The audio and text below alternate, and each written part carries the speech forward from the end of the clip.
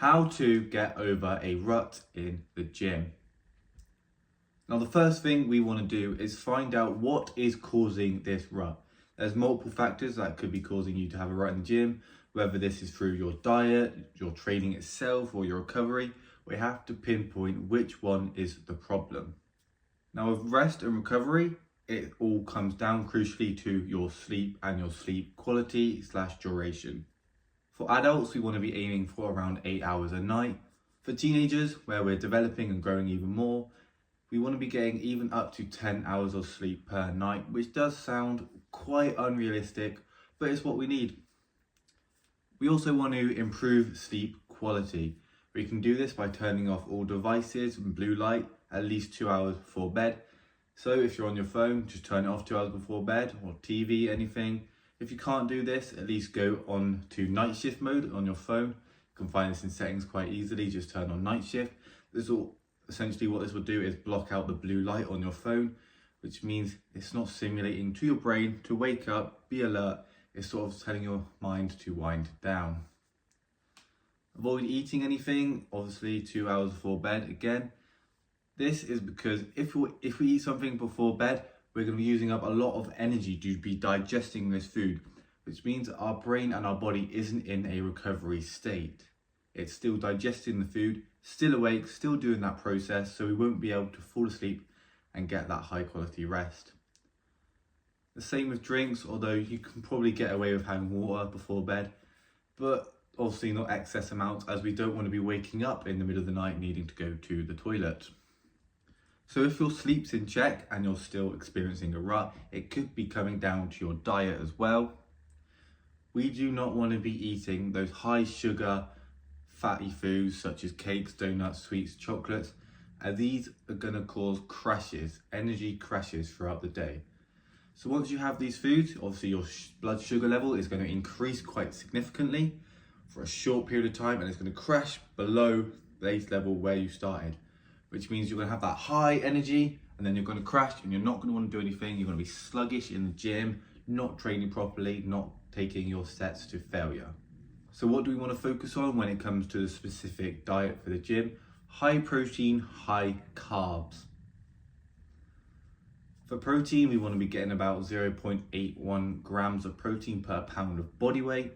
This is quite simple. So say you weigh 100 pounds, you're going to be needing 81 grams of protein every single day to get maximal muscle growth. Anything above this is sort of wasted, it's not needed. You won't see any growth from more protein than this. Around the range from 0.8 to 1 gram of protein per pound of body weight. Slow carbohydrates, this is things such as rice, pasta, bread. This is going to be slow releasing energy, opposite of the high sugary foods, which gives you that big amount of energy quickly and then just drop off straight away. These slow carbs are just going to give you significantly more energy, which means you won't plateau, you won't fall off in terms of your energy levels. So say you've got these two things in check and you're still in a rut, you can't make progress. We want to be looking at how we are training, or more specifically, what we are training. Are we taking our sets to failure? Are we pushing ourselves in the gym? If not, sort that out first. You want to be making sure that every single set you do, you are as close to failure as you possibly can be. That's how we're going to cause those micro tears that are going to be repaired when we rest and recovering through protein synthesis, which is essentially the body's way of repairing those micro tears in your muscles and making them bigger, stronger and fuller. But after a while, our body does adapt to this process. It realizes what's going on. So it's not going to be growing as much. This is where you hear the phrase newbie gains. This is when you first get into the gym. You'll see way more quick gains than say someone who's 2 or 3 years into the gym. Their gains are going to be slower. So to combat this, I recommend that we change up our training split. So say you're on push-pull legs, rest, push-pull legs at the moment, switch it up for something else. Maybe do an upper lower. Don't really recommend that as much. What I currently do, Monday, I hit a bit of chest and triceps. Tuesday, I hit legs. Wednesday, back and buys. Thursday's rest day.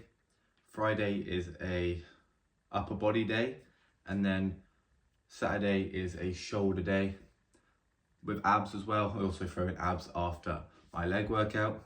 This allows me to hit everything the right amount of times per week. I recommend hopping onto that split if you're experiencing a rut, as this is the split that I chose to do that got me out of my previous rut where I did push-pull legs, where I didn't feel like my muscles were getting pushed hard enough and I wasn't seeing enough growth that I wanted. And my exercises, my weight that I was doing was just staying the same constantly. I couldn't progress until I switched up to this split where I saw my gains, my weight, everything start increasing again. So if this video is helpful, it helped you learn a bit of why you're in a rut and how you can escape one, make sure to leave a like and subscribe down below. I'll catch you guys in the next one.